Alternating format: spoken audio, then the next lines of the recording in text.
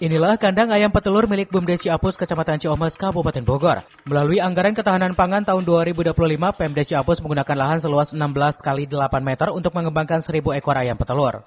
Program ini tak hanya untuk ketersediaan pangan, tetapi juga untuk mendorong perekonomian lokal. Untuk mengantisipasi dampak bau dari kotoran ayam, Pemdes Ciapus bekerja sama dengan Dinas Ketahanan Pangan dan Peternakan Kabupaten Bogor, serta UPT Peternakan setempat. Kotoran ayam yang telah diolah akan digunakan sebagai pupuk untuk taman dan juga pertanian warga. Kandang ayam tersebut berdiri di atas lahan pinjam pakai milik pemerintah Kota Bogor dengan masa kerja selama 5 tahun ke depan.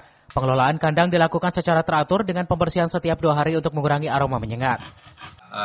Kita di tahun 2025 ini mempunyai program ketahanan pangan yaitu mengenai peternakan telur, dan kebetulan di Kecamatan Ciomas ini ada 8 desa yang di usaha yang sama peternakan telur, dan tentunya dengan ayam telur ini kita berharap bisa bermanfaat untuk warga. Pertama adalah bagaimana warga mendapatkan pangan yang murah.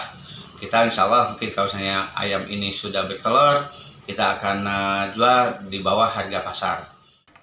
Dari Ciomas, Kabupaten Bogor, Iman Abdurrahman melaporkan.